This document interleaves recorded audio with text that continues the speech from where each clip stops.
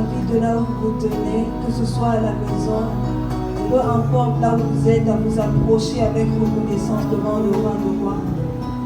Ce soir, je t'invite à t'approcher avec assurance devant le trône de la majesté divine, devant celui qui nous a gardés jusqu'aujourd'hui. Jusqu'aujourd'hui, l'Éternel a été pour nous un secours. Il a été pour nous un abri. Il a été pour nous un appui. Lorsque nous avons regardé, certains tombaient à gauche, d'autres à droite. Si nous nous tenons debout, ce n'est que par sa grâce. Nous ne dépassons en rien ceux qui sont tombés. Nous ne sommes pas meilleurs que ceux qui ont trépassé. Ce n'est que la grâce de Dieu. Voilà pourquoi nous nous approchons avec reconnaissance ce soir. Bénis Dieu pour ta famille. Bénis Dieu qui t'a fait du bien pendant ce temps. Bénis Dieu, la main invisible qui t'a soutenu. Là où tu t'attendais peut-être à ce que les hommes viennent à ton secours, l'Éternel a été avec toi. L'Éternel t'a secouru jusqu'à ce jour. Seigneur éternel, nous te rendons gloire, nous te remercions. Merci encore, Seigneur. Si nous vivons jusqu'aujourd'hui, Seigneur, c'est ta grâce. Si nous sommes encore, oh Dieu, Yahweh, en train de parler ce soir, Yahweh, c'est parce que tu l'as voulu. Nous te remercions, éternel, pour ta grâce. Une faveur imméritée qui a trouvé des hommes aussi faibles que nous, Seigneur. Mais dans ton amour, Seigneur, tu l'as voulu pour nous, Seigneur, roi de gloire. Nous te disons merci, nous te disons merci. Alpha et Oméga, celui qui commence et celui qui achève. Seigneur, nous avons confiance en toi. Merci pour ton amour dans nos familles. Merci pour ton amour dans nos vies, Jésus.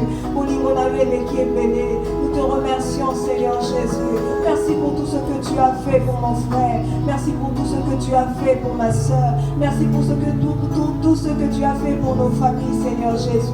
Nous te rendons des multiples actions de grâce. Merci pour ton Église. Merci pour les bien-aimés en quelques lieux qu'ils se trouvent, Seigneur. Que tu gardes unis, Seigneur, roi de gloire. Parce que tu l'as promis, tu as dit que nous sommes un seul corps, Seigneur Jésus. Je crois et je suis convaincu que ce n'est pas la distance, Seigneur, qui nous éloigne de toi. Ce n'est pas la distance qui nous éloigne de toi, Seigneur Jésus, toi la tête. Nous restons ensemble unis en toi, Seigneur. Nous restons ensemble unis par ton esprit. Nous te disons merci ce soir. Nous te disons merci ce soir. Nous te disons merci ce soir. Merci, Seigneur Jésus. Merci de garder ton Église. Merci de veiller sur nous. Merci de bénir, oh Dieu, et de garder même notre nation. Éternel, nous te sommes reconnaissants ce soir. Infiniment reconnaissants pour tes bontés. Un chanteur disait,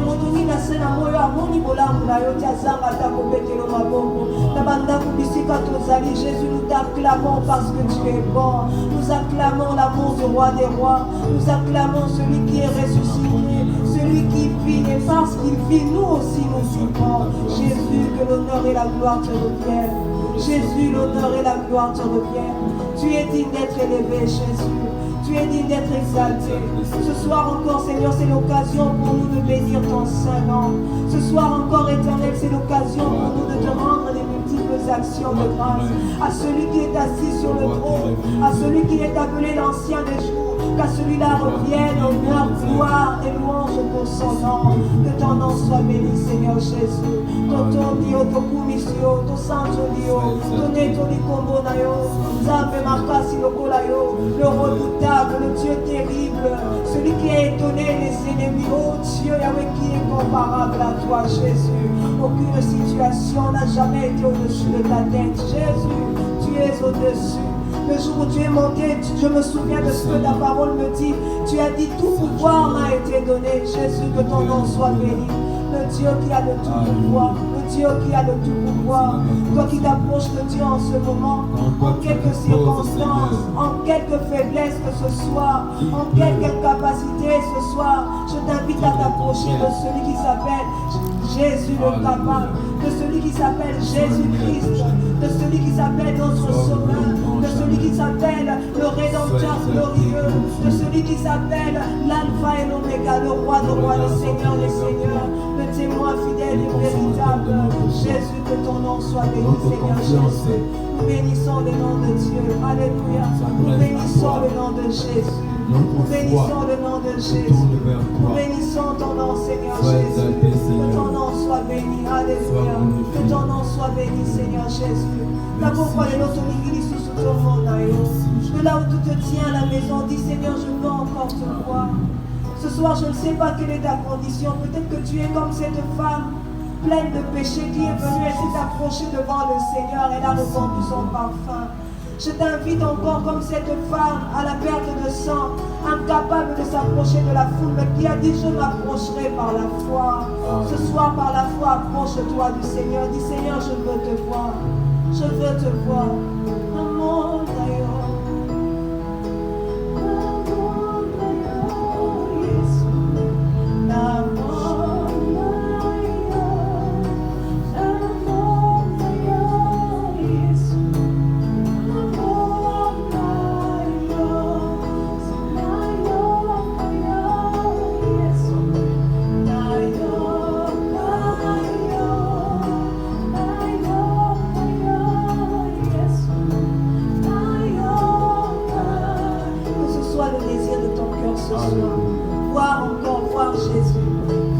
Jésus dans ta vie. Je t'informe et je te dis que Jésus n'a pas cessé d'agir. Je t'informe et je t'assure que Jésus n'a pas cessé d'être qui il est. Il est toujours le Dieu glorieux. Il est toujours celui qui a marché sur la mer.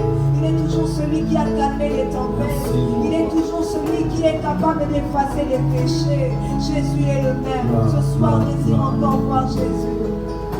Désire encore voir Jésus. Seigneur, je veux te voir. Oui, Seigneur, nous voulons te voir. Dans nos vies, dans nos familles, te voir encore, Seigneur.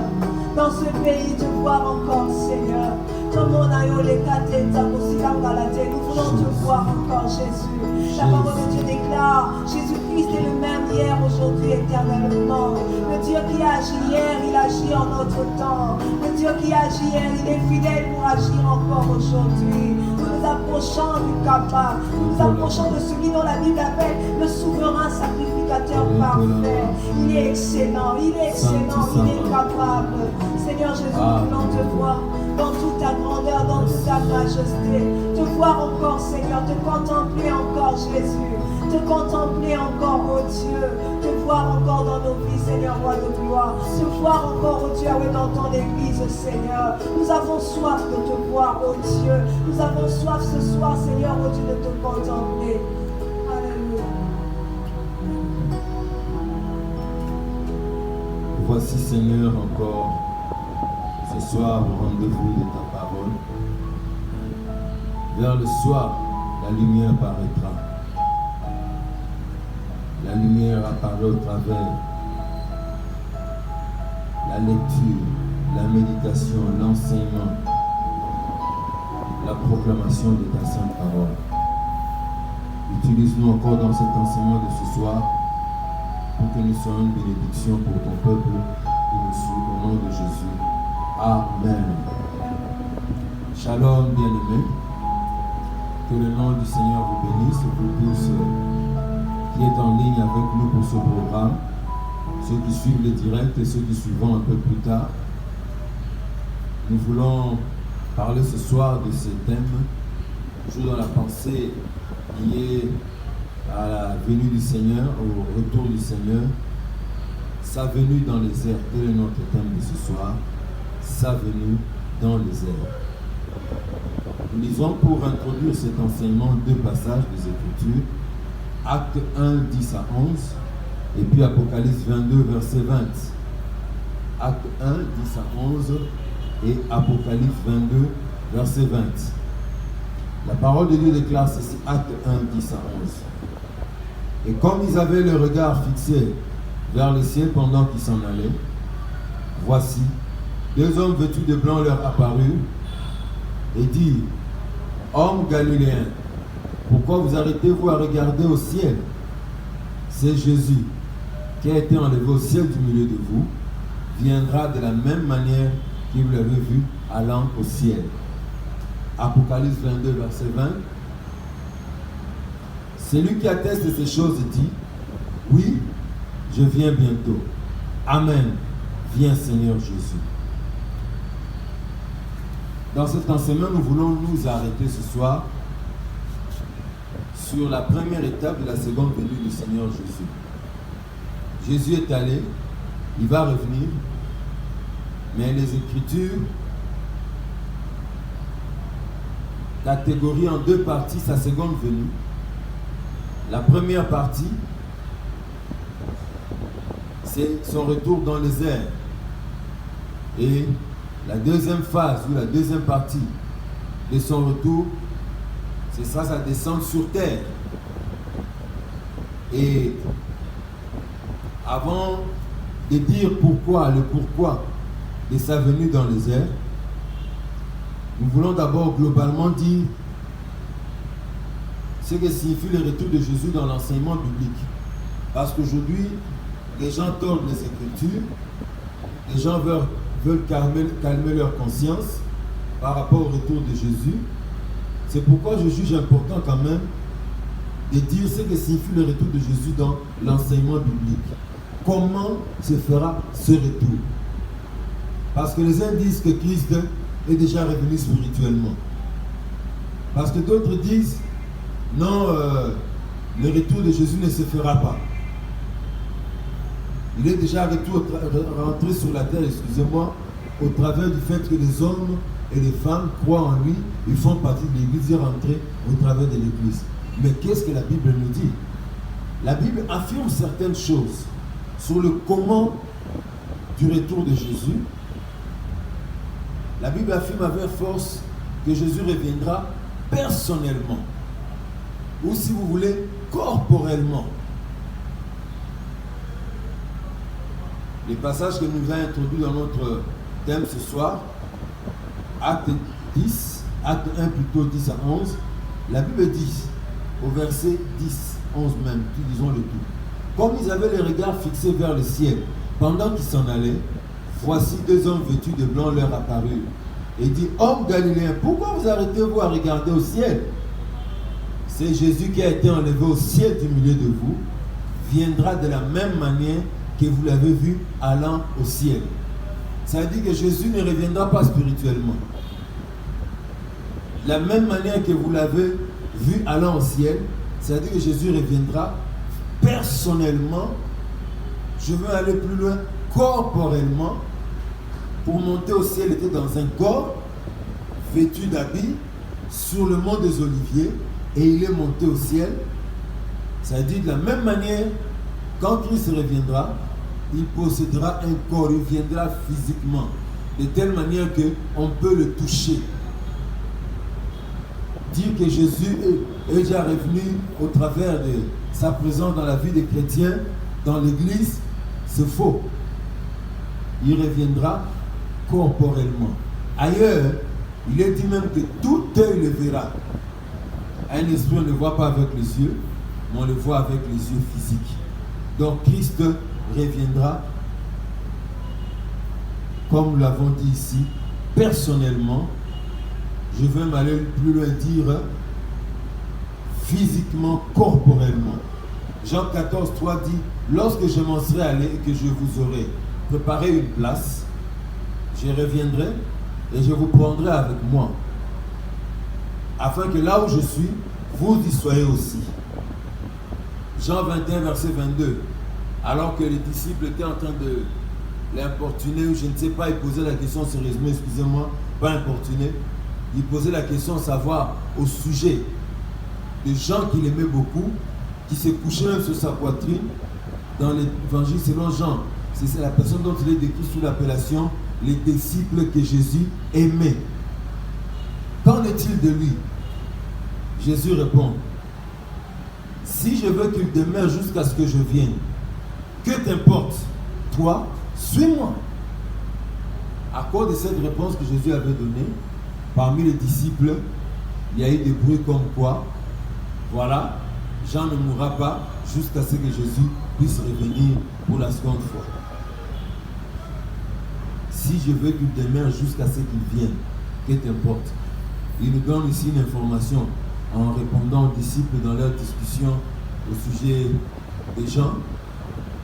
Et dans sa réponse, il fait allusion à une chose, il nous donne une information jusqu'à ce que je vienne. En d'autres termes, il est allé et un jour, il reviendra. Il trouvera Jean soit vivant, ça il y a une hypothèse déjà écartée, il trouvera Jean ressuscité. Alléluia. La Bible affirme avec force que Jésus reviendra personnellement, ou si vous voulez corporellement. Il reviendra brusquement. Matthieu 24, 26 à 28 nous dit, si donc on vous dit, voici il est dans le désert, n'y allez pas. Voici il est dans les chambres, ne le croyez pas. Car comme l'éclair part de l'Orient jusqu'en Occident, ainsi sera l'avènement du Fils de l'homme. En quelque lieu que soient les cadavres, là s'assembleront les aigles. Comme l'éclair part de l'Orient jusqu'en Occident, ainsi sera l'avènement du Fils de l'homme. C'est pour nous dire quoi? Que sa venue sera brusque. Et sa venue sera palpable et réelle. Qu'on vous dise pas non, voilà, c'est moi qui suis le Christ, voilà le Christ est apparu dans le désert. Non, sa manifestation sera telle que tout homme, tout œil le verra. Et ça se fera brusquement, soudainement. Ça se fera comme l'apparition de l'éclair. L'éclair apparaît brusquement et disparaît brusquement aussi. La Bible affirme avec force que Jésus reviendra dans la gloire de son Père et de ses anges. Ceux qui se sont moqués de lui sur cette terre, pendant sa présence, sa vie physique sur cette terre, tout comme ceux qui se moquent de lui alors qu'il est absent, ils ont une information.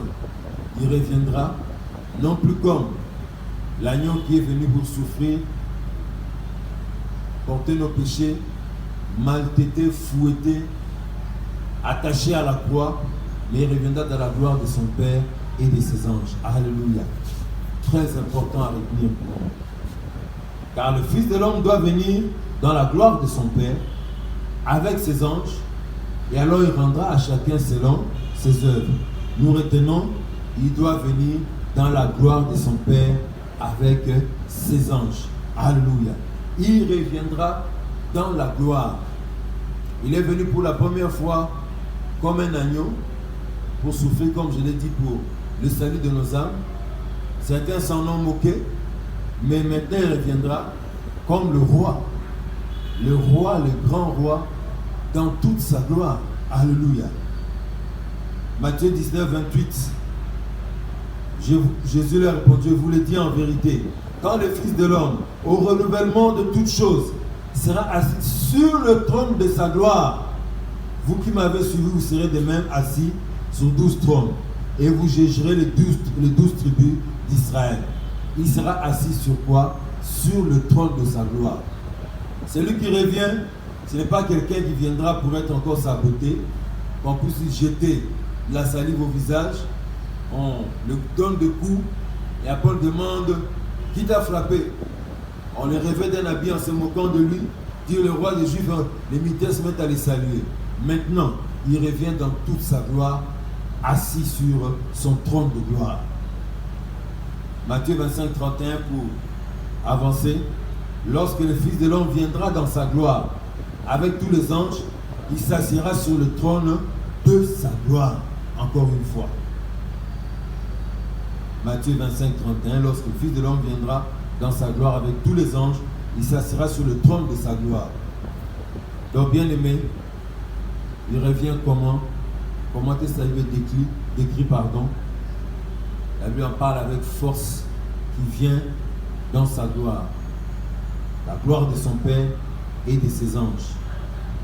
Il viendra d'une manière triomphale, dit la Bible. Nous lisons dans Luc chapitre 19, 11 à 15. Luc 19, 11 à 15.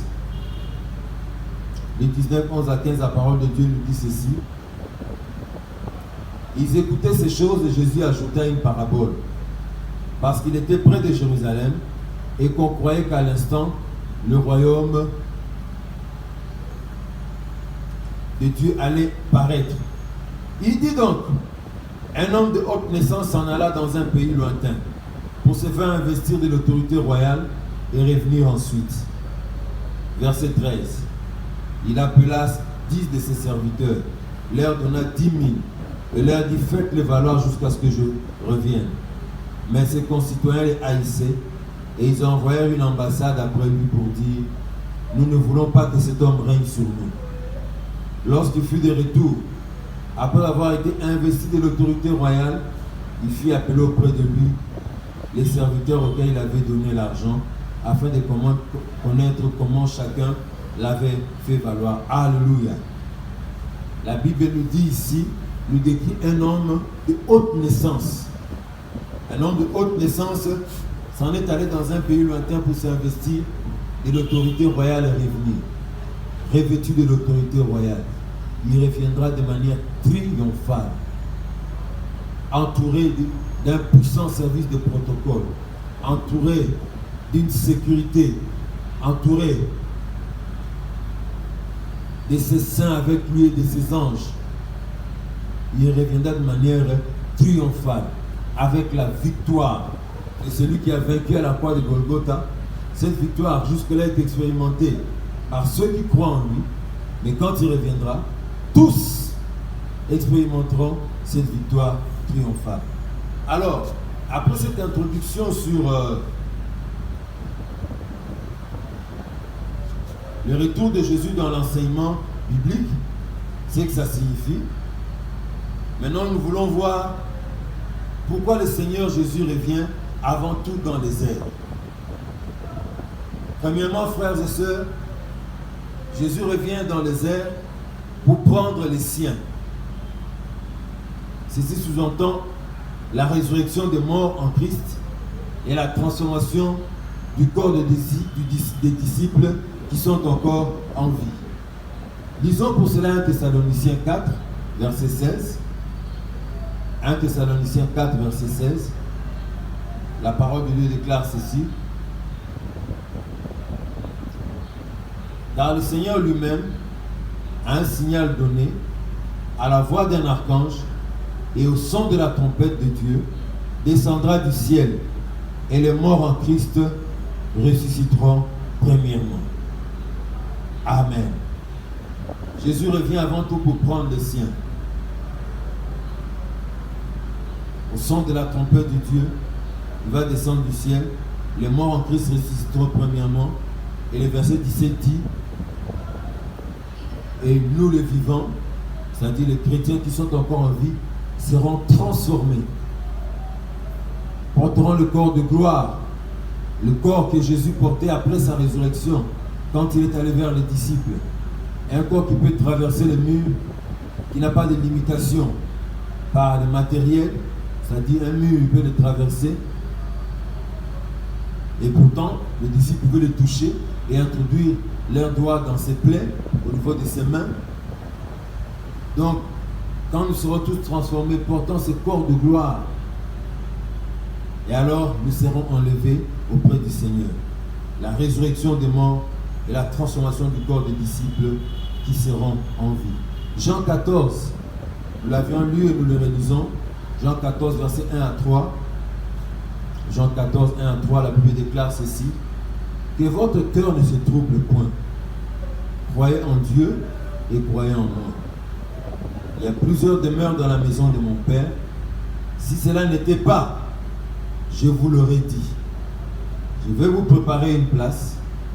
Et lorsque je m'en serai allé et que je vous aurai préparé une place, je reviendrai, je vous prendrai et je vous prendrai avec moi, afin que là où je suis, vous y soyez aussi. Alléluia. Le Seigneur a promis qu'il va nous préparer une place. Il viendra nous prendre là où il sera, que nous y soyons aussi. Alléluia. Il vient, il prend son église et l'église demeure avec lui pendant 7 ans dans les airs en train de célébrer les noces de l'agneau. Parce que dans la tradition juive, la fête de mariage se célèbre pendant 7 jours. Ça commence un dimanche et ça se termine un dimanche, le dimanche qui suit. Et c'est ainsi que Jésus prendra l'image du mariage dans la tradition juive et ce qui va se produire exactement dans les grandes lignes en ce qui concerne les noces de l'agneau, quand il prendra son église, emmènera son église dans les airs et ils vont fêter les noces de l'agneau pendant 7 ans, comme 7 jours, là au ciel. La deuxième raison pour laquelle Jésus doit revenir dans les airs, c'est pour juger et récompenser. Vous savez, bien aimé, notre Dieu, le juste juge, il est le juge de tous les êtres humains. Il jugera les croyants sur base de leurs œuvres et les récompensera. Ce jugement, bien aimé, ne concerne pas les péchés du croyant. Ce jugement ne concerne pas les péchés du croyant. Je voudrais bien le dire et insister là-dessus, que nous puissions bien comprendre cela. Ce jugement ne concerne pas les péchés du croyant. Jean chapitre 5, 24, que j'aime beaucoup.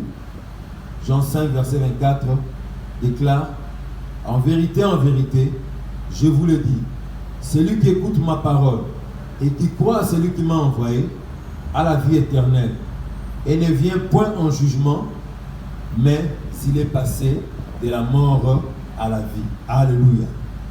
Celui qui écoute ma parole et qui croit à celui qui m'a envoyé a la vie éternelle et ne vient point en jugement, mais s'il est passé de la mort à la vie. Alléluia. Il n'y a pas de jugement tel que le monde va le vivre, tel que les méchants vont le vivre pour ceux qui ont cru en Jésus. Ceux qui croient en Jésus, il faut bien préciser ceux qui écoutent la parole du Seigneur, qui obéissent à cette parole, qui plient leur vie, inclinent leur vie devant cette parole. Quand ils agissent mal et qu'ils désobéissent à la parole, ils savent qu'ils doivent demander pardon à Dieu. Qui croient en Jésus et croient aussi dans le Père. Ce n'est pas qu'ils croient seulement en Dieu, le Père, et ils ne croient pas dans le Fils. Cela constitue les sectes, les religions de ce monde qui croient en Dieu, mais ne croient pas à celui que Dieu a manifesté dans la chair pour nous sauver. Donc voilà, ce que je peux expliquer par rapport à celui qui croit en Jésus, c'est cela. Et celui-là, il est dit qu'il est passé, il ne vient point en jugement, il est passé de la mort à la vie. Cependant, durant sa vie, le chrétien peut être châtié à cause des péchés qu'il commet pour qu'il ne soit pas condamné avec le monde. Il peut être châtié, par exemple, quand, en vivant comme chrétien, il désobéit à la parole de Dieu, il n'a pas marché dans une vie propre et pourtant, il s'approche de la table du Seigneur, il n'a pas marché dans une vie propre, il a vécu une vie de scandale. L'Église peut prendre une mesure disciplinaire contre lui, jusqu'à aller même plus loin. 1 Corinthiens 5, 5 nous parle de le livrer à Satan. Il s'agit d'un homme qui vivait avec la femme de son père, peut-être qu'il n'est pas sa mère, une seconde épouse, ou une autre épouse de son père. Il a couché, non seulement il a couché, mais il vivait dans la sexualité avec la femme de son père. Et l'Église n'a pas pris de mesures, d'où Paul dit: mon esprit uni à votre esprit. Une telle personne doit être livrée à Satan. Et plus loin, il évoque la possibilité que les gens puissent contester ce qu'il dit. Alors il dit: oh, est-ce que je n'ai pas le droit de juger? Oui, j'ai le droit de juger. Il est vrai que le Seigneur dit ne jugez point. Il est question de quelqu'un qui a une poutre dans son œil. Il juge celui qui a une petite paille dans son œil. Là, c'est un contexte différent. Mais le jugement par rapport à ceux de la maison, quand un enfant de la maison pêche, il a été un scandale, l'Église doit se lever et prendre une mesure disciplinaire. Et les cas échéants, Paul nous apporte dans 1 Corinthiens 5 qu'on peut livrer la personne à Satan pour qu'il puisse encore soit détruit et qu'il revienne au Seigneur et que mourant puisse aller auprès de Dieu, ou qu'il souffre à cause du mal du péché, qu'il revienne au Seigneur et que l'Église puisse lever sa mesure et que désormais elle ne puisse plus mener une vie qui constitue une honte pour le Seigneur. Donc, Dieu peut frapper, châtier les chrétiens à cause de ces péchés qu'ils commettent pour qu'ils ne soient pas condamnés avec le monde. C'est pourquoi, bien-aimés, ne nous entêtons pas dans les péchés. Les jugements dont il est question dans les airs, quand nous serons dans les airs, lors des noces de l'agneau, il sera question, ça aura trait à la gestion des talents, la gestion des mines, la gestion des occasions que le Seigneur nous a données pour lui. Les occasions de prêcher la parole de Dieu, les occasions de servir Dieu, les occasions de marquer un païen qui vous fait des avances, vous chrétiennes, pour qu'il puisse coucher avec vous.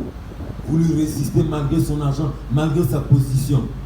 Il se pose des questions. Comment est-ce que jamais une fille lui a résisté à moi? Et cette fille, comment est-ce qu'elle m'a résisté? Ça le range, et par après il découvre que vous êtes une disciple de Christ. Et que tout se tourne vers le Seigneur. Des occasions, comme cet homme, il est arrivé quelque part, il a payé le transport, on lui a remis beaucoup d'argent par rapport à ce qu'il devait réellement recevoir comme différence. Il se met, il a beaucoup lutté dans son cœur. Je n'ai pas donné autant d'argent, beaucoup d'argent pour qu'on me remette une telle somme. N'a-t-il pas commis une erreur? Juste au moment de descendre, il va voir le chauffeur, il lui remet la différence d'argent. Le chauffeur regarde, dit, c'est vous le nouveau pasteur qui est venu pour diriger une église dans notre ville? Oui. Ah, j'ai venu à votre église, j'ai prié avec le dimanche. C'était un test pour moi pour savoir si vraiment vous êtes un homme honnête, si vous êtes un homme intègre. Ça sont les occasions que nous pouvons avoir pour faire glorifier le nom du Seigneur. Mais c'est malheureusement qu'est-ce que des fois nous faisons? On déshonore le nom du Seigneur. Et à cause de notre action, petite action apparemment, une action que peut-être personne n'a vue, ça a été un scandale pour quelqu'un qui se dit, moi, autant aller en enfer, parce qu'il n'y aura aucun chrétien qui ira au ciel, parce que tu as été un scandale pour lui. Donc, le Seigneur nous jugera pour les talents qu'il nous a donnés, comment nous avons géré sur cette terre, les occasions qu'il nous a données, pour les mettre à son profit, au profit de son nom, au profit de son royaume. L'argent, les biens matériels, la position sociale que Dieu t'a donnée, à quoi est-ce que tu l'utilises? Je ne dis pas que si tu as mal utilisé ta position sociale, les occasions, les talents, ou les mines, c'est-à-dire les grâces, les dons que Dieu t'a donnés, que d'office, tu iras en enfer. Non. Si tu les as mal utilisés, comme j'aime souvent le dire, en mes termes à moi, ce n'est pas un terme qui est dans la Bible, et veuillez m'excuser si c'est le quartier là où vous habitez. Vous habiterez peut-être au Sanamamba de Lola, vous habiterez peut-être au Kibanseke de Lola, du paradis, vous habiterez peut-être au Harlem City du ciel, parce que vous aurez reçu une récompense moindre par rapport à celui qui a bien vécu et qui a mis tous les talents, les occasions que le Seigneur lui avait confiées au profit du royaume. Donc voilà la deuxième raison pour laquelle Jésus doit revenir dans les heures. Le Sauveur nous récompensera selon nos œuvres que nous aurons produites en lui. Lisez à la maison 1 Corinthiens 3, versets 11 à 15, parce que notre temps touche déjà à sa fin. Troisième raison, et cela nous le verrons prochainement, je pense que nous allons nous apaisantir sur cela prochainement, pour enlever celui qui retient. Alléluia. Ça, nous le verrons prochainement. Nous avons vu la première raison pour laquelle le Seigneur doit revenir dans les airs, pour enlever son église. L'église va monter. Les croyants du temps de l'église qui sont déjà morts ressusciteront, porteront le corps glorieux. Et ensemble avec les chrétiens vivants qui vont aussi être transformés dans ce corps glorieux, ils iront à la rencontre du Seigneur. Et la deuxième raison, pour que nous puissions passer au jugement et être récompensés pendant l'immense de l'année. Que Dieu bénisse sa parole. Vous avez des questions, vous avez des préoccupations, veuillez nous les soumettre au travers des Facebook sur lesquels vous suivez ces messages, ou encore sur YouTube. Vous avez nos numéros de téléphone, écrivez-nous, appelez-nous, pourquoi pas. Nous sommes pasteurs pour être dérangés par vos questions, par vos appels, par vos préoccupations. Vous avez été bénis par ce programme, dites-nous le nous, en quoi vous avez été bénis, pour nous encourager, pour que nous aussi nous soyons édifiés par ce que le Seigneur a fait dans votre vie. Amen. Que Dieu vous bénisse. Nous allons prier. Seigneur éternel et notre Dieu, te recommandons toute personne qui a écouté cette parole, que tu bénisses chaque personne, Seigneur. Que ta parole trouve de la place dans nos cœurs, qu'elle nous garde attachés à toi. Car Seigneur, en vivant pour toi, en te servant, il y a une récompense que tu nous réserves. Nous ne voulons pas rater cette récompense-là à cause de l'éclat, la brillance, la luxure de ce monde. Garde-moi, garde tous ceux qui nous ont écoutés et que ta grâce abonde dans nos vies. Guéris les malades, restaure ceux qui ont le cœur abattu à cause de cette parole. Seigneur, regarde celui qui pleure à toi à cause de sa vie de péché. Il se rend compte que Christ reviendra prendre ses élus et les amener dans les airs. Seigneur, il veut aussi te suivre, te donner sa vie. Reçois-le en ce moment. Pardonne ses péchés. Restaure sa vie. Garde-le fidèle à toi jusqu'à ce que tu reviennes. Au nom de Jésus, nous avons prié et demandé ainsi. Amen. Que Dieu vous bénisse. Que la paix du Seigneur vous affecte là où vous êtes. Sa puissance vous affecte et ses grâces soient votre partage au nom de Jésus. Amen. Bye bye.